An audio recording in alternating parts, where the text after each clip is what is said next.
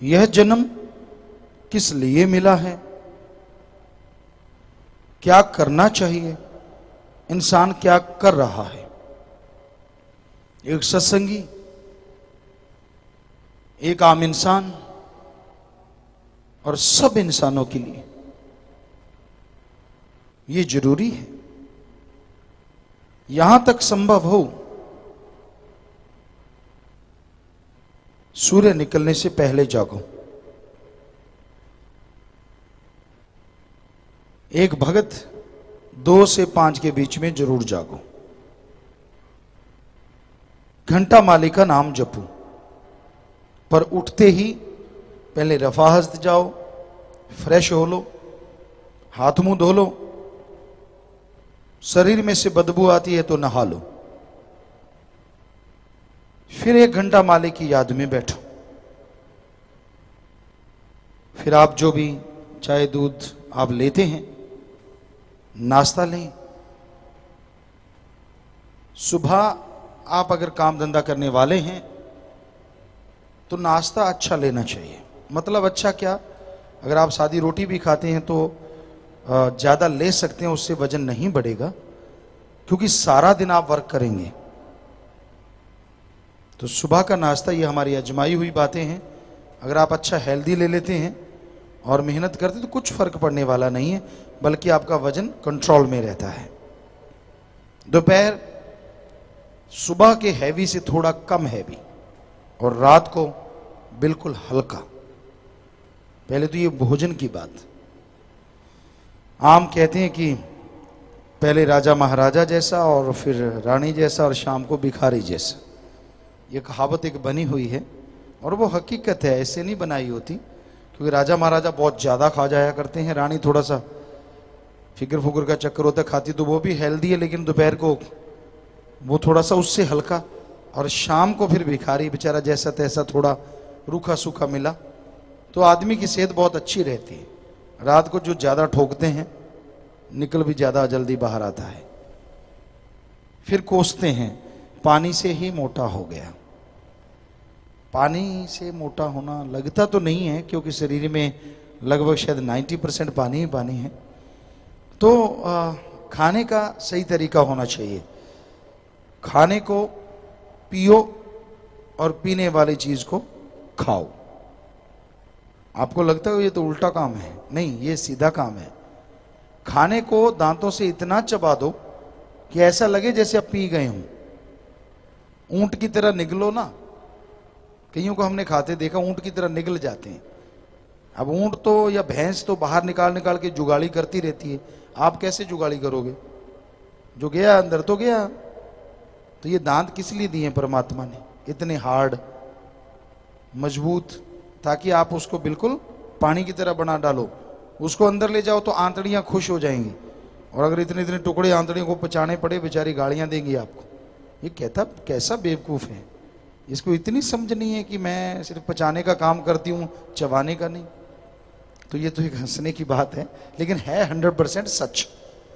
आपकी सेहत के लिए बहुत फायदेमंद है, फॉरएवर, हमेशा के लिए।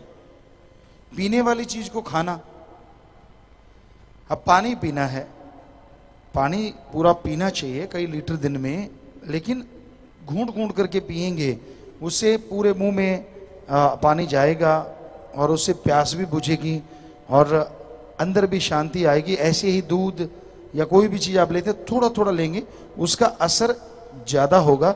और एकदम से पीने से क्या होता है, अंदर से कई बार तेजाब बन के, प्रेशर बन के जो खाने के नाली का ढक्कन है वो भी खुल सकता है और पानी बाहर आ सकता है, सारा कुछ। तो इसलिए जो पीने वाली चीज़ है आराम से, क्योंकि ऊंट तो एकदम से पी जाता है, आप ऊंट नहीं है, आप आदमी हैं। वो तो 7 दिन का काम चला लेता है अंदर एक बार ले जाके, आप नहीं चला सकते।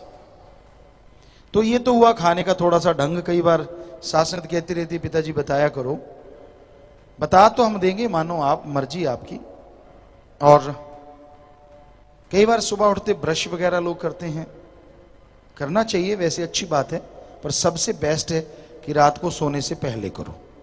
रात को बॉडी रिपेयर होती है, पूरा शरीर, समय मिलता है कि आप अपने शरीर को रिपेयर करें बॉडी को, शरीर को। अपने आप टाइम मिलता है, कुदरत ने नियम बनाया है, आप सो जाएंगे तो आपकी बॉडी ऑटोमेटिकली रिपेयर होती रहती है अपने आप। आपकी बॉडी, आपके शरीर में जो कमियां हैं, शरीर ही उसे दूर करता रहता है। ये मालिक ने ऑटोमेटिक सिस्टम बना रखा है। गाड़ियां ऐसे नहीं ऑटोमेटिक बनी, पहले आदमी बना है। मालिक ने, नेचर ने पहले सब कुछ बनाया, फिर आदमी ने थोड़ी थोड़ी कॉपी की है उसकी। तो शाम को जो खाने पीने के बाद बिल्कुल आप लास्ट में ब्रश करें तो वो बेस्ट है, आपके दांतों में कुछ जमता नहीं। वैसे आपको एक बात बताएं, हमारे हिंदू धर्म में, हमने इस्लाम धर्म में भी देखा, सिख ईसाई धर्म में, लोग पुराने टाइम में जब खाना खाते थे, खाने के बाद कुल्ला जरूर करते थे, और कुल्ला करते थे तो उंगली से दातुन भी जरूर करते थे, यूं इधर उधर ऊपर नीचे। तो आजकल आप उंगली तो मुंह में डालेंगे नहीं, तो ब्रश खाली पानी ले लीजिए और खाली ब्रश घुमा लीजिए, चाहे पेस्ट ना लगाएं। जब भी कुछ खाते हैं उसके बाद यकीनन आपके दांत बहुत ही बढ़िया रहेंगे और बदबू भी नहीं आएगी। तो कुछ एक, वैसे तो बहुत सारी बातें, अब अगर इसी पे सत्संग हो सकता है तो आपको थोड़ी थोड़ी बातें सत्संग में कभी कभी ख्याल जब आ जाता है तो आपको बताते रहेंगे। और फिर है रूहानियत के अनुसार, आप सुबह उठे हैं, फ्रेश हो लिए हैं, नहा लिए या मुंह धो लिया है, फिर आलती पालती मार के या कुर्सी पे बैठ के, कोई बुजुर्ग जिनके पाँव नहीं मुड़ते, घुटनों में दर्द है, तो आप बैठ के सुमन खींचिए, घंटा करें, आधा घंटा करें, ना से तो 15 मिनट भी बहुत ही बढ़िया है, करें से। फिर जैसे आपको बताया, आप जो खाना पीना चाहते हैं, वैसे तली चीजों में स्वाद होता है, ताकत नहीं होती, बीमारियां ज्यादा होती हैं, फायदा नहीं होता। तो इसलिए स्वस्थ खाएं, स्वस्थ रहें, और उसके बाद मेहनत करें। जो भी आप खाना खाने लगते हैं, ओम हरि अल्लाह राम को याद करें, चाहे 2 सेकंड के लिए नाराई लगा दीजिए, धन धन सदगुरु तेरा ही आसरा। ऊंची आवाज में नहीं, अंदर ही अंदर लगा दीजिए, क्योंकि धन धन, धन्य है सतगुरु अल्लाह वाहिगुरु गौड़ खुदा राम तेरा ही आसरा, ये सर्व सांझा नारा है। और साईं मस्ताना जी महाराज के वचन सच्चे दिल से लगाओगे तो दरगाह में भी मंजूर जरूर होगा। बन गया काम, खाना भी खा रहे हो और भक्ति, मालिक की दरगाह में अपनी हाजिरी भी लगवा दी कि मालिक मैं तुझे याद कर रहा हूं। और वो याद करके जो खाना खाएंगे उसका फायदा ज्यादा होगा, लाजमी होगा। कोई अच्छा कर्म करने शुरू करते हैं, पहले बुजुर्गों को देखा, बीज डाला करते थे, पंजाब में बैलों के द्वारा, राजस्थान में ऊंटों के पीछे। तो जो पहली झोली बीज की ऐसे बांधे होते थे बीज, और यूं झोली ऐसे दाने निकाल के डालते जाते थे, पहला उसको लगाते थे जिसको मालिक का नाम लेना आता हो। तो वो बीज डालता जाता था, तो मालिक का नाम लेके फिर क्या प्रार्थना करता था, किसी पशु के भाग्य का, किसी चिड़ी पक्षी के भाग्य का, किसी राहीगीर के भाग्य का, किसी भूखे प्यासे के भाग्य का मालिक पैदा कर देना, जिसको देना तू दे देना। मतलब कितनी बढ़िया हमारी संस्कृति है ना, कमाल। बीज बीज रहे हैं तो भी परमार्थ दिमाग में है, और आजकल तो सारा कुछ रगड़ रहे हैं, परमार्थ का तो नाम ही नहीं याद, सब कुछ किए जा रहे हैं। बल्कि बीज बीज के कहेंगे मेरे हो जाए, इसके पत्थर बन जाए साथ वाले के। जबकि वो कहते थे कोई पक्षी आए उनके भाग्य का, जानवर खाना चाहे उनके भाग्य का, कोई राहगीर वहां से गुजरेगा उसके भाग्य का, कोई मेहमान आता है उसके भाग्य का, मालिक पैदा कर देना। तो आप क्या सोचते, पैदा नहीं होता था पहले? पैदावार कम होती थी? जी नहीं, बहुत पैदावार होती थी, बेहद पैदावार होती थी। राजस्थान में हम जिस एरिया में रहे, बरानी इलाका था, पानी बरसात के से फसल होती थी, और हमने बिल्कुल छोटे से थे, उसी खेतों में से 15-15, 10-10 ट्रक दानों के भर के शहरों में बेचे हैं।